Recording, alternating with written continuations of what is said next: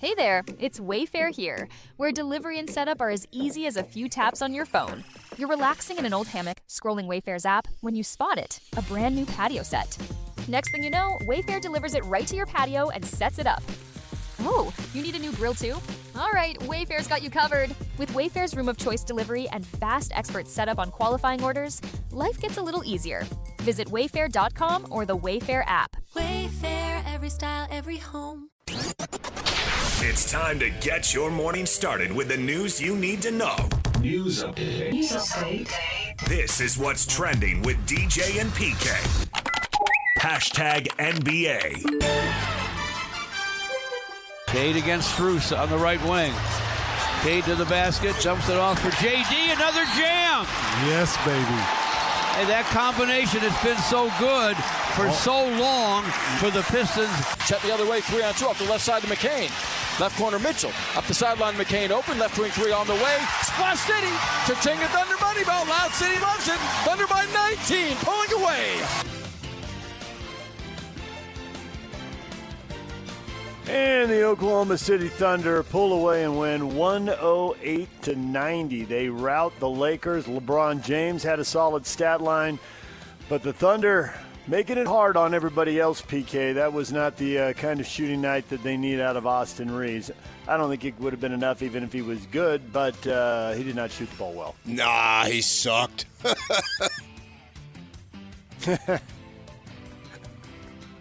Austin Reeves, 3 of 16. Marcus Smart, 4 of 15. When those guys were hitting shots, the Lakers were winning the last series, but it's a new series and a tougher opponent, and they struggled, and the Thunder get game one. Detroit also gets game one. They beat Cleveland 111-101. Donovan Mitchell telling reporters he was asked why he doesn't get to the free throw line as much in the postseason. And he made a point of saying, this is okay. I can separate two things. This is not why we lost this game. But to your question, I don't flop. Maybe that's why. I'm just not getting calls. I don't know why. It's been this entire series. It's frustrating a little bit because I'm such a dynamic driver, right? But I can't control that. So if they're not going to call it for me, I got to find a way to finish and do that. Who will get fewer calls from refs going forward, Donovan Mitchell or Jaylen Brown? Let's find $50,000 for criticizing Jaylen Brown will get first-round fewer loss. calls going forward because he's done, so he'll get 0. So if Donovan Mitchell gets 1, he will have surpassed him. I think it's a team-wide thing. I mean, Detroit went to the line 35 times, and Cleveland went 16. So that's almost double, according to my math. That is, according to your math, very good. It's very good math by you. Rock solid. But Harden did his usual. Got there 9 times and made all 9. So just do whatever James does.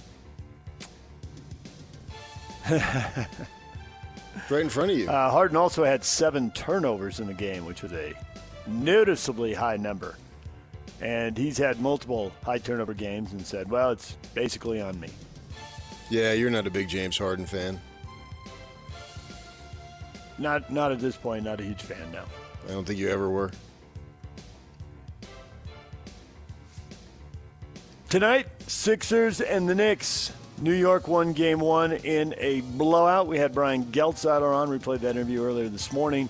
And he made the point. The Sixers were gassed coming off an emotional Game 7 in Boston and believes that Game 2 will be very different. And the Knicks, who've had 3 massive blowouts in a row, should be in for a competitive game. If not, possibly even a defeat. So not just a blowout, but a massive blowout, huh? A massive blowout. Man. Yeah, I think 20 points is a blowout, so that was 39. Yeah, I had to give that a qualifier. Massive. Obviously. Humongous. Timberwolves and Spurs are the other games. Sixers and Knicks at 5. Timberwolves and Spurs at 7:30. Both those games are on ESPN. So, DJ and PK. Hashtag NFL. Yeah, I would say probably, if I'm being honest, probably like sometime during the season. Things ain't work out how, I was expecting it to, and that's all right. It worked out for the team. So, but yeah, sometime during the season, and then we get to free agency, free agency, and you pretty much knowing like you weren't going to be there no more. Kenneth Walker III on how he knew he was leaving Seattle. Now a Kansas City Chief. At least he's staying with historically good teams and franchises. You know, the Chiefs are coming off a bad year. So good for him. The Chiefs have been historically good? Wow. You know, for a decade now. For the span of a player's career, yes. You're right. If you go back 20 or 30 years, it's not as good.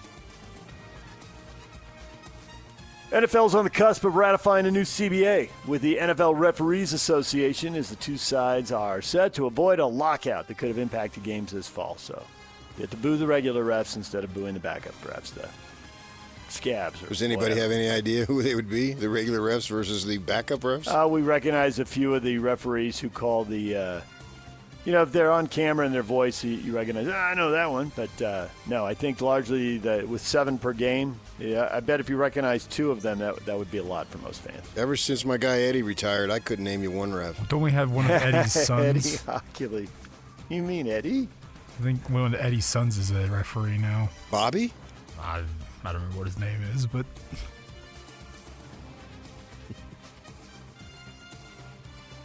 Hall of Famer, New York Giant linebacker Lawrence Taylor discharged recently from the hospital following a stint for a stomach-related issue. He had been hospitalized since April 20th.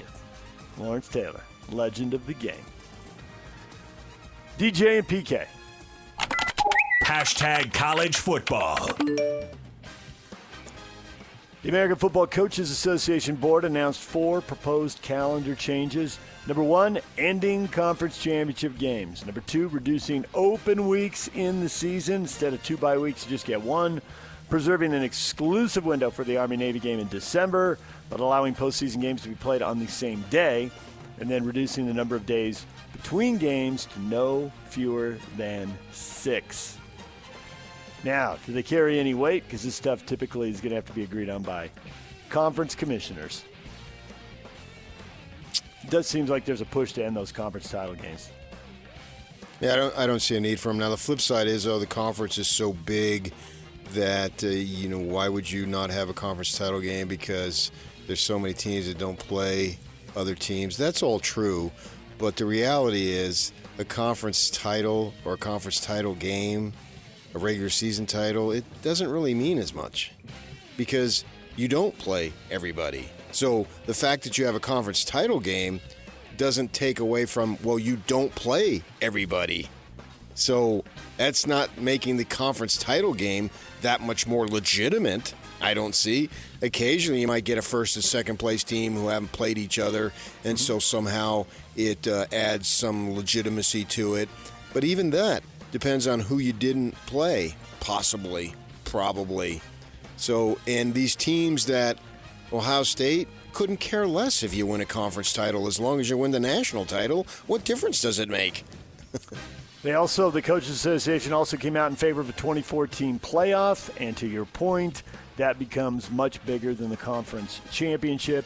We've seen that in college basketball. I mean, you want it, and it's fun to get it, and you'll cut down the nets, but you're going to get judged on the NCAA basketball tournament. And as football expands from 4 to 12 and presumably to 16 or 24, that same logic is going to reign. Except I don't know how they can fit that all in and be done as soon as they want to. Nope, they're not. And I think that's really the college, the championship game, that's just more pressure on it. They need that weekend for the opening. Well, clearly, if they go to 24, there's just no doubt that the game is gone. Yep. You'll simply need that weekend, and you can't be bothered with 2 teams that are already going to make the playoff, a la Indiana and Ohio State last year. It's fun that Indiana won it because they went undefeated, and they'll always have that, and very few teams have that. But in a sense, that game was useless, maybe for seeding purposes, but I don't know that it really made that big of a difference. I don't see how they can squeeze it all in. They can.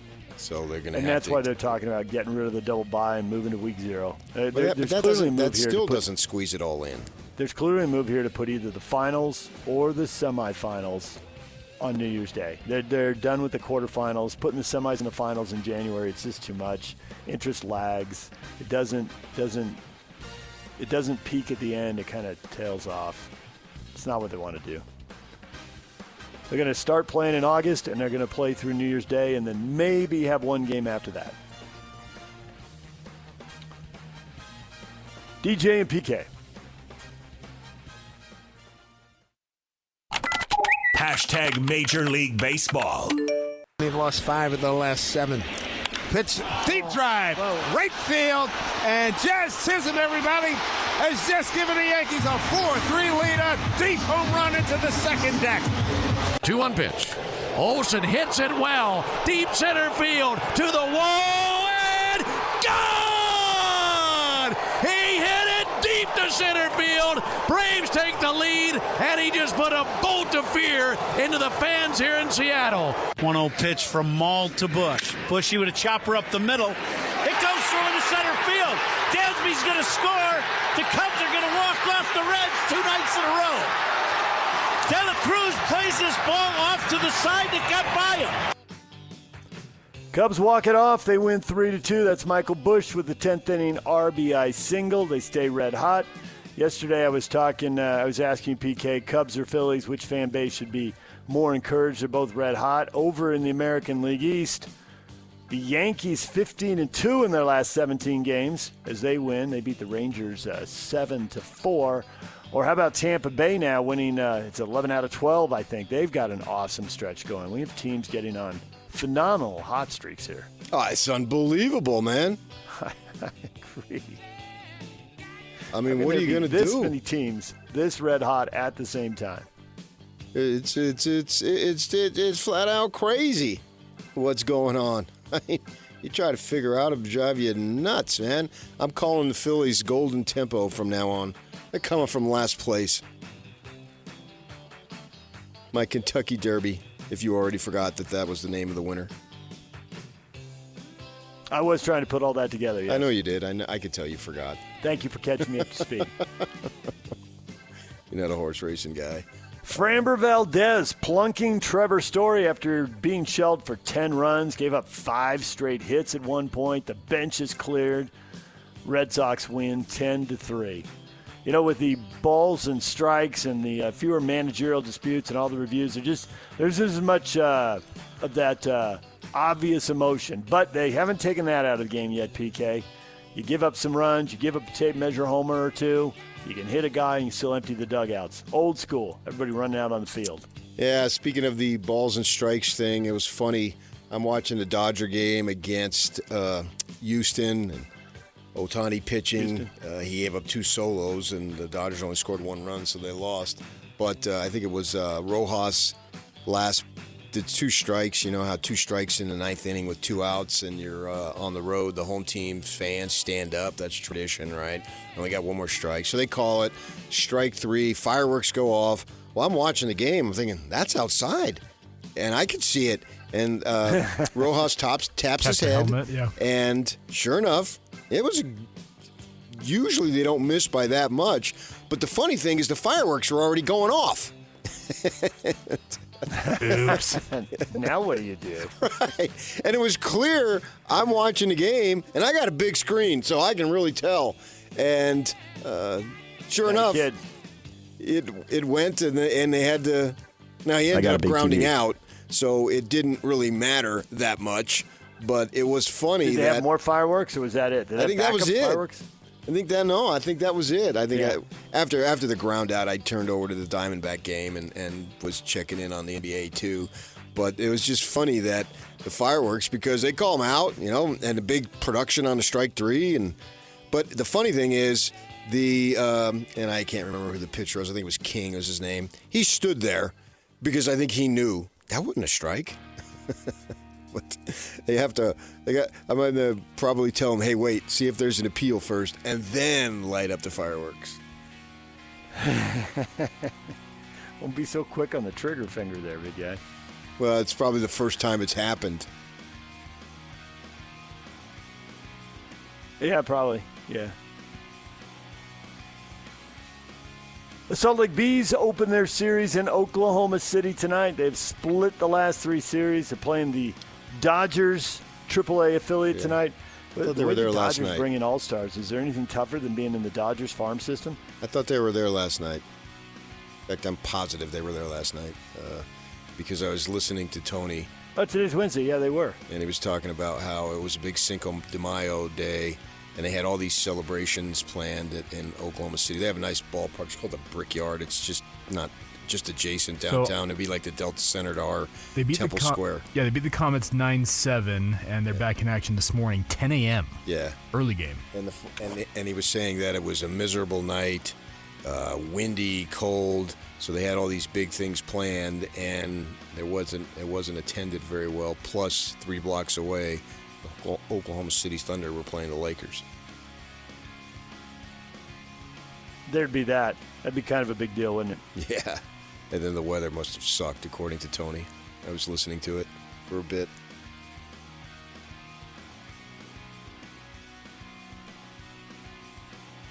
DJ and PK. Hashtag golf. Well, if Live Golf can't survive beyond this season, and Saudi Arabia's public investment fund says is going to stop writing checks here, two-time major champion Bryson DeChambeau said he's prepared to grow his YouTube channel and play in tournaments that want him versus having to jump through hoops to return to the PGA Tour. PK, you got to love stubborn. Have you ever seen anything like this on the PGA Tour? Everybody jumps through the hoops and qualifies one way or another, right? Yeah. But no, maybe not here. I mean, I don't understand why some folks would have a easier path than others. To me, they're all in the same pool, so they all got to be according to the same type of rule rather than case by case. I mean, why would Reed and Koepka be able to do their thing when DeChambeau and some others, and obviously John Rahm is the other huge name, would be there and have to do other things, but... You know, I think if the Saudis pull out, I think they just should start a GoFundMe. That'd do it. I mean, they already got millions. millions. How much more do you need? His YouTube channel is pretty good. He's done some cool stuff, but it's not tournament golf. I don't see how that No, can I be think satisfying. it's not like a long-term solution. It's a short-term. I mean, he's just looking for stuff, and and then I think in 2 years, if this thing goes down, 2 years max, the guys who are good enough will be back where they're supposed to be. DJ and PK. Hashtag NHL. Landeskog in the corner. Now it's Kadri again all the way through. McKinnon! He scores! The Mac attack is back, Jack! The second power play goal of the game for the Avalanche. Colorado Avalanche wasn't 9 goals, but 5 was good enough. They're still scoring in bunches. They beat Minnesota 5-2. They're up 2-0. They have opened the playoffs with 6 straight wins. They're the top seed in the West, and they are looking like it in the postseason. Another dominating performance from them. I think that's good for the game. Have a big dog to shoot at. Have someone to get all fired up about. Have the regular season have meaning. If you were the best, have it be something that, okay, we played all these games, all these months, translates. And this is the best team, certainly on this side of the country, we'll see, and then go accordingly. So it puts some meat and some juice into the regular season, that it actually, you can figure out how good you are and not have it be more random, where fluky bounces and angles and rebounds and all these types of things are ending up making the difference. Because then if it's happenstance, the more happenstance, now for the team that is taking advantage of the happenstance, I get it, it's awesome. But I think for the rest of us, it's something that, well, wait a second here, why should I pay attention in February if this is what's going to happen in May and June? Montreal and Buffalo, game 1 tonight at 5 o'clock. Anaheim and Vegas at 7:30. Vegas won game 1. That'll be game 2 in that series. Both those games are on TNT and True TV tonight. And to your point about we're not going to pay much attention to the NBA draft lottery once the Jazz are out of it. It's just a big story in the handful of cities where those teams are vying for the top pick. Well, the NHL draft lottery is a great example. We were paying attention to it a year ago, and we paid no attention. It was last night. Toronto gets the top pick and the right to take the top prospect, Gavin McKenna. Yeah. And we all kind of shrug and move on because the Mammoth are in the playoffs for now and hopefully for the foreseeable. Well, yeah, and the management spoke yesterday. I listened to most of it, and I think they spoke. I think the Armstrongs went for 20-something, and Bear went for 30. We ran all of that this morning. Yaka post that first hour. You can listen to it wherever you get your podcasts. And Bill came away clearly impressed with the Mammoth Zamboni. Oh, I mean, that's kind of silly. I know. I was interested in to hear what he had to say about the team and what he's going to do at the cap room. Well, and 7 prospects that they really like. Yep. That's what caught my ear. The 7 prospects, and what do you do with them? Do you hold on to all of them? How many roster spots? Yeah, do they need? Do you trade them? I mean, so much that will decide what they do and all these options that they have. It's going to be fascinating, and you can look at Josh Doan. Well, did they really get equal value, Pacherka, on that? You don't want to just judge it solely on 1 year, and it won't be judged solely on 1 year. It'll be judged by several years as Doan continues to progress, and we'll see how that plays out. And you don't want to give up somebody young for a short-termer. I mean, I think the all-timer. We see this in baseball. The Tigers gave up on John Smoltz for Doyle Alexander, and John Smoltz. He's the only 2-time Hall of Famer in my mind. He would have made it as a starting pitcher, and he made it as a reliever when he had the arm issues, and they changed. And so you don't want to trade a Hall of Famer for some short term unless you win it all. Now, if you win it all, you got me there.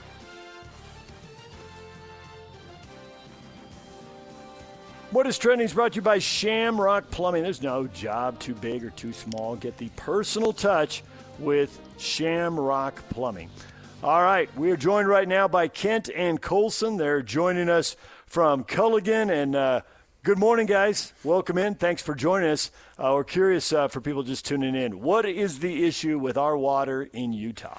Yeah, I mean, there are a lot of issues with the water in Utah. One of the main issues is hard water. And a lot of people don't really understand what hard water is, but it's dissolved rock, right? So we live in a really beautiful place. These mountains are incredible. But because of that, they've got a lot of limestone. And that limestone is able to be dissolved, and then it enters into our water supply.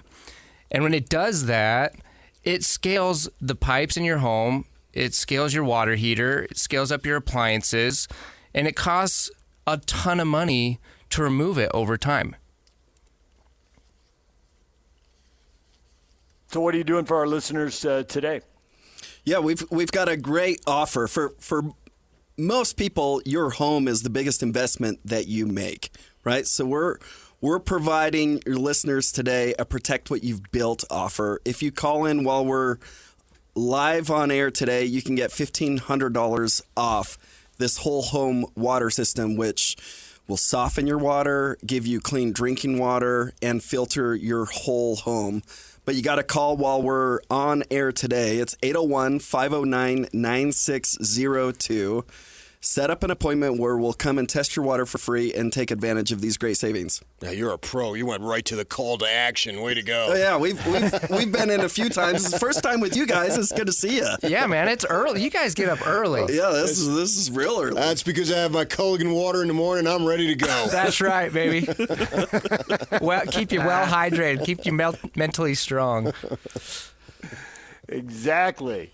Everybody who goes through any kind of weight loss or workout thing, everybody's telling you, more water, more water. You're not drinking enough water. You're drinking something else that's got sugar in it or whatever. It's not helping you. Yeah, water. Absolutely. I mean, it improves, kidney performance, and it helps with, digestion, help regulate your body temperature, as we're coming into summer and hot temperatures. Make sure you're drinking enough water. Culligan filters water better than anybody else in this valley.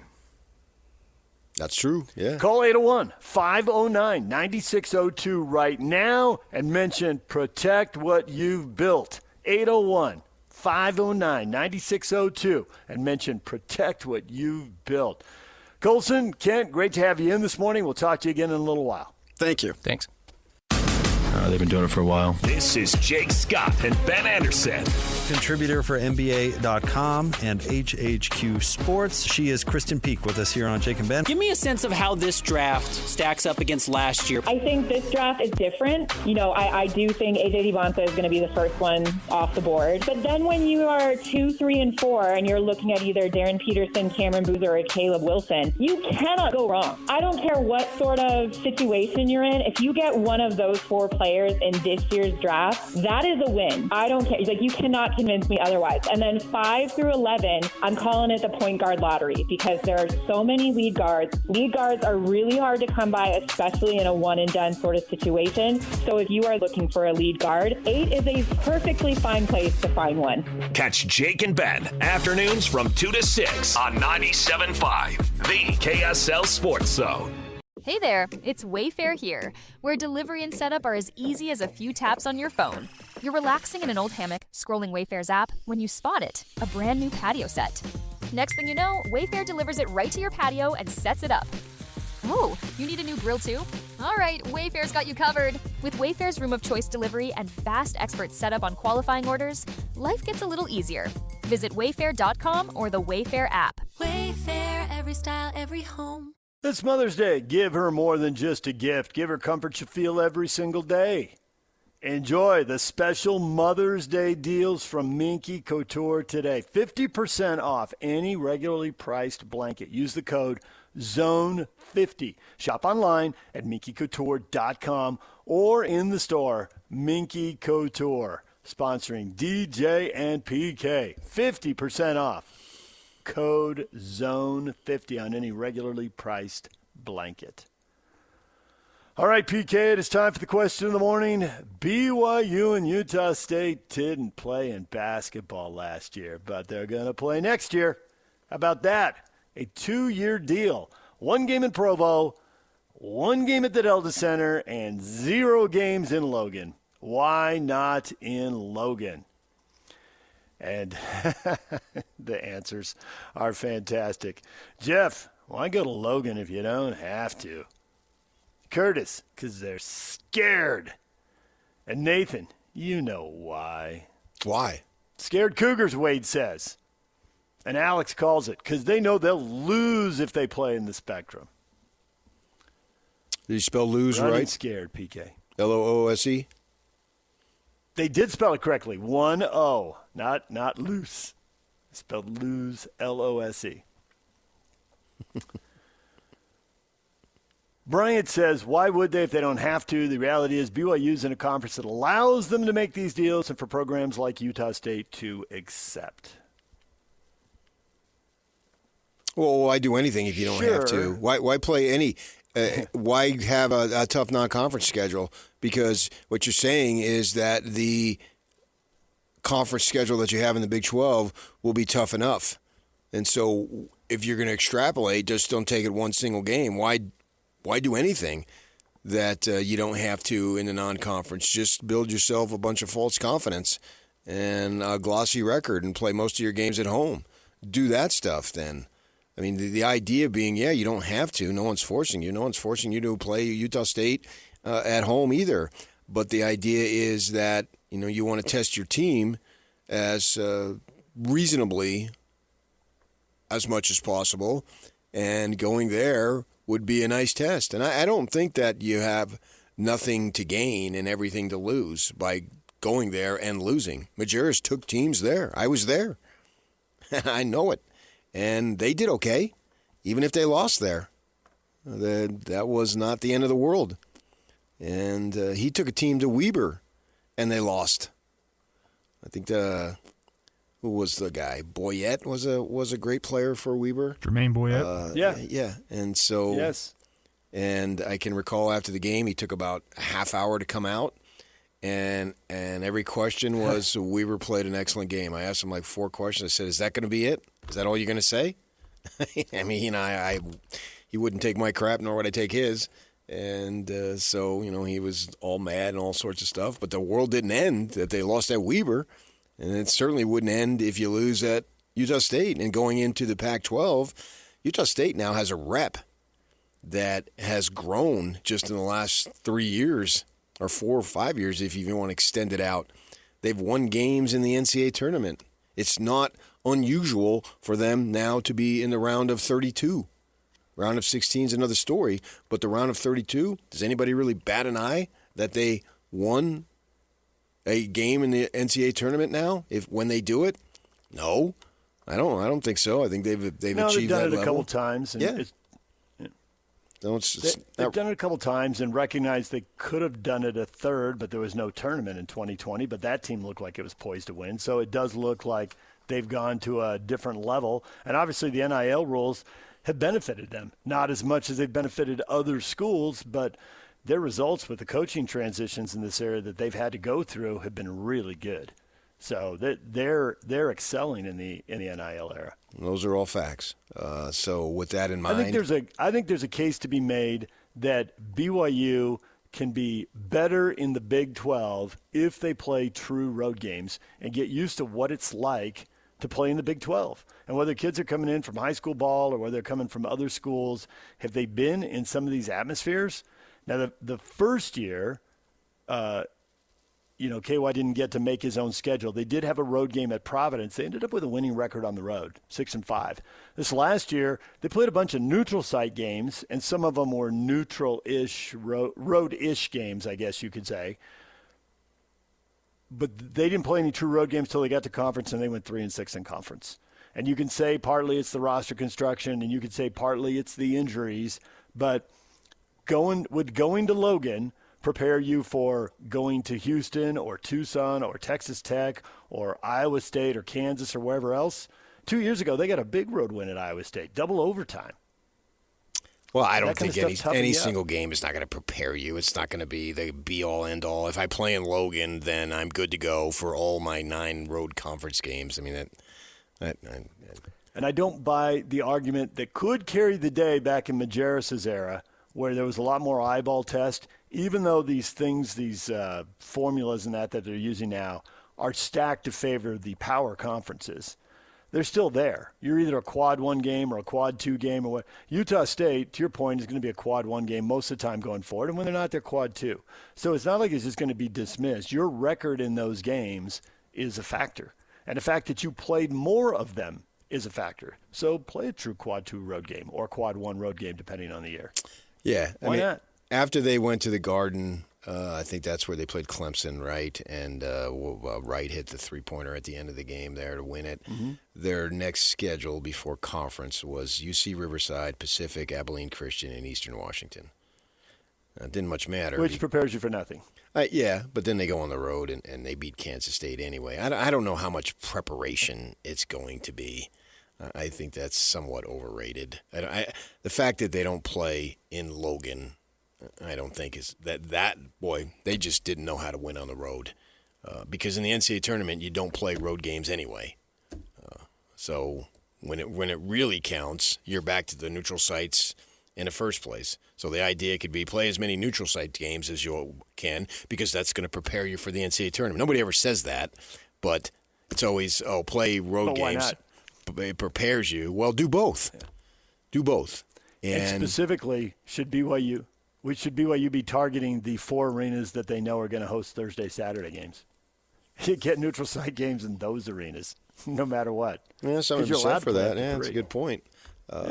I just think that you always hear they want to grow the game, right? That was the big idea with the LIV. You want to grow the game and take it to places where it hasn't been, right? Because the PGA Tour is pretty well set, and they're going to make some changes to it, but it's the first time they've made changes in forever, right? And I could name you the first 6 weeks of the PGA Tour by heart because they do it. They've been doing it for years, and so the LIV idea was grow the game, and then you heard we saw the spat between Ariema and Dawn Staley, right? At the end of the game when they played in the NCAA tournament. And I happen to be watching it, and my wife's watching it. And I said, in a day or two, REM is going to come out and say, hey, I'm sorry. This was ridiculous. And that's what happened. He just spoke about it again the other day. And then Dawn Staley came out and said, hey, it got out of hand a little bit. We want to grow the game, right? And so you hear about that. We want to grow the game. The World Baseball Classic. What was the intent? Grow the game, right? Make it more popular, right? At a time where it doesn't really have a whole lot of popularity outside of people wanting to escape the cold and going to spring training in Florida and Arizona, which is fun. But grow the game. Well, how about growing the game, playing each other? Utah State should play Utah and BYU every freaking year. Every year. Every single year. And I can argue they should go home and home within the same season. That would really grow the game. They used to do that, and I coaches know. hated it. Got it knocked down to once a year, and then got it knocked down to not at all. It's the dumbest thing that I have seen with all the realignment, all the changes, and we have to accept them because if you don't, you're going to get left behind. I agree on that. You got to change it. I got to get past. I don't follow the old Pac-12 schools, Pac-10 schools nearly as much as I used to. People saying the Lions tight end, what did he do at SC? I don't know. I didn't watch SC. Normally, I would be able to tell you everything that he did because I've been watching SC my whole adult life, but not anymore. I mean, occasionally, but not the level that I used to. So you got to adapt, but I don't have to adapt on non-conference schedule with Utah, BYU, and Utah State. And I can argue they should be playing Weber and UVU also. I mean, come on. Do I need Riverside, Cal Baptist, Pacific, and Abilene Christian on my schedule? Does that do anything? Is there any point on that outside of a complete and total waste of time? How about Mississippi Valley State? You always enjoy those 60-point blowouts, don't you? Yeah. It's not even a good scrimmage. No. What are they doing? So I refuse to accept it. I'll accept a lot, but I don't want to accept that. It just, no. Play these teams and good on everybody. And there's probably, some kids from Salt Lake, Utah County that go to Weber and go to Utah State and they would like it. It's fun for the kids. Isn't this what it's about? To have those types of games. And, we've got past the stupid toxicity of it. That was the big thing, Utah and BYU, the Nick Emery thing, the toxicity. It's a friggin' basketball game. Nobody died. Nobody suffered permanent brain damage or anything else. It's a basketball game for 40 minutes. Here today, gone tomorrow. Well, when you're playing Holy Cross and Delaware, it's gone today and even more gone tomorrow. Whereas at least if you do it, you'll have some buzz. If you played it on a Tuesday night in November or December, played it on a Saturday night, even better, or Friday. But if you didn't, this makes no sense to me, man. And this, if I were Utah State, I'd tell them to pound salt or sand or whatever you're supposed to pound. Either you come up here or we're not going down there. We'll play you both. If you want both at the DC or wherever. But I'm not going down. If you don't come up here, I'm not going down there. I think that's a disrespect. And I don't blame BYU for doing it. I mean, if you got leverage, use it. But I'm just speaking from the Utah State perspective. Go up there. And it galvanize your team and a bus ride and that. And I just think, and it would be fun. It'd be fun for the kids. And rather go play California Baptist and beat them by 31 points. And then UC Riverside, which you beat by 47 points. Well, and here's the thing. You talk about UC Riverside. If you're going to play a dog team, why not bring more of a local element with a Southern Utah, Utah Tech, a Weber? Like, play those games versus bringing somebody from across the country.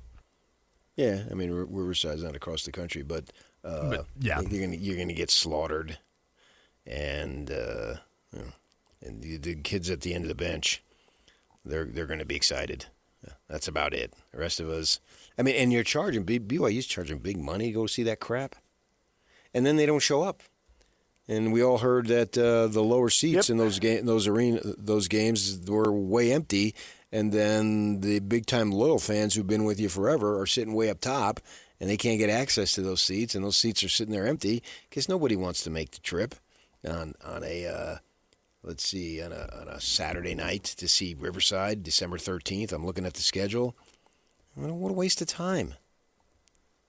Go to Logan that day. Well, and Kevin Young basically said as much after this. He says, I don't see what these games do for us, and because they're playing these bottom half of the NCAA teams, and they don't do anything. What's the point of playing? I guess when you get those teams that are in those quad 3 and quad 4 games, all you're doing is you're charging everybody the money, whether they use the tickets or not, and you don't spend any money traveling, so you make the money.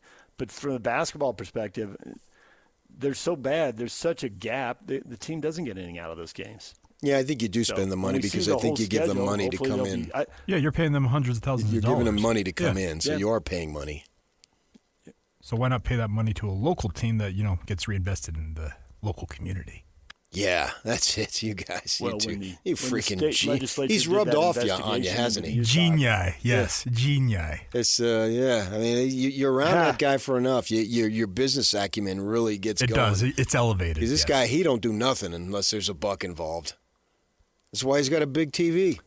So when the state paycheck is why I live in Utah. Legislature was investigating the Utah Athletic Department, that was one thing that came out of it was play in-state games. And they've started playing more in-state football games instead of bringing in Montana State or whoever. They have started cycling through SUU and Weber State. I like it. They weren't reviewing it. They were investigating him. Wow, the verb he chooses. They were. When they were investigating, wasn't i.e. that corrupt athletic department. It was a legislative audit, if I recall, is what the technical term I thought it was like a review or an audit, but no, he says they're investigating. Efren Zimlis Jr., the FBI. The names were changed to protect the innocent. Give me some Law and Order theme song. Dun, dun. Give me the Law and Order theme, Yak. Bum, bum. Come on. All right. U of U. All right, DJ SUV. PK, it's 97.5, the KSL. It's 97.5, the KSL Sports Zone. We've got Nathan Grubel, who covers the NBA and the NBA draft for No Ceilings NBA, is going to join us at 8 o'clock because the lottery looms this weekend. We'll talk playoffs with him, and we will talk NBA draft and NBA draft lottery. And the spring football tour continues at 9:30 with Michael Lev, Arizona Daily Star columnist. He's coming up, and a little emotion in these playoffs maybe. Some of the local guys, you got a little feel-good. You got a little warm spot in your heart for these guys, even though they've moved on to another time zone. We'll get to that next. Stay with us. 3, 2, 1. This is Scotty G and Coach Tim LeCombe. Joining us now, Big 12 Radio, one of our favorites, Ari Temkin. Much of their plan around next season and being the favorites of the Big 12 depended upon Sorsby being the starting quarterback. Looks like Will Hammond, who tore his ACL last year, is going to be the starting quarterback for them. To me, I'm operating under the assumption that Sorsby will not be playing quarterback for Texas Tech and will not be playing in college football again. I was arguing that even with Sorsby, BYU should be in the conversation with what they bring back. I mean, Tech has a ton of talent, but BYU brings back significantly more players. I think without Sorsby, BYU is firmly in that favorite discussion. I think Houston, too, based again on what they bring back. Arizona's another team that should factor into the top of the conference. I think you can make the case that both Arizona and Utah should also be in that conversation. Catch Scotty G and Coach weekdays from 10 to 2. Presented by Mountain Land Supply on 97.5, the KSL Sports Zone. I'll be the fighter. Carrie Underwood and my guy.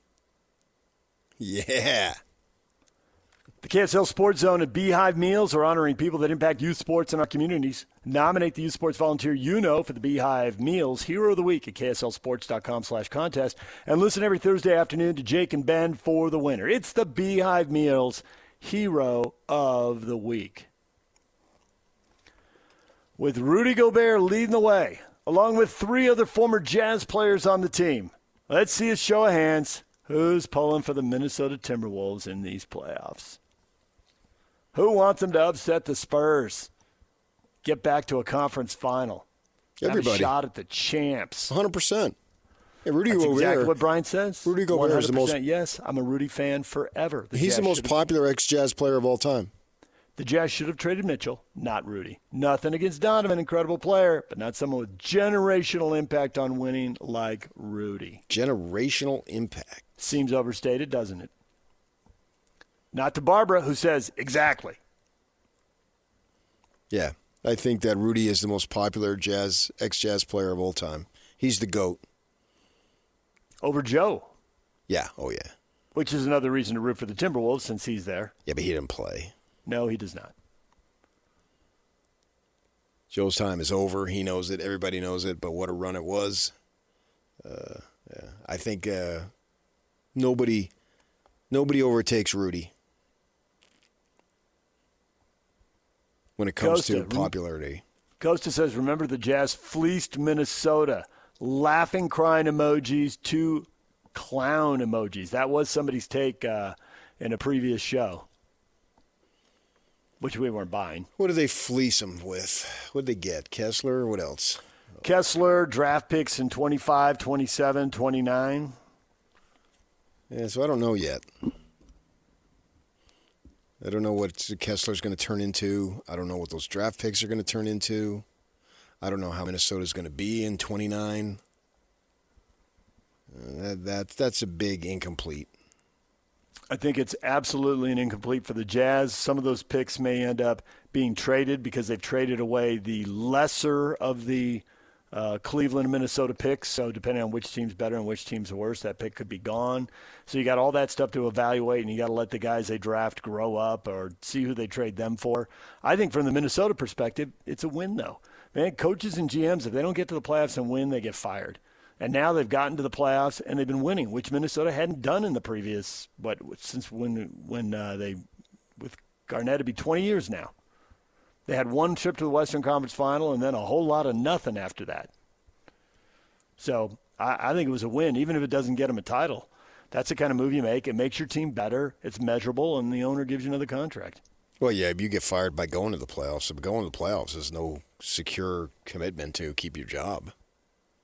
As we just saw in Orlando. 3 trips in 5 years, but they didn't win in advance, so boom, they're out. Well, you can win in advance. Thibodeau got fired. Yep.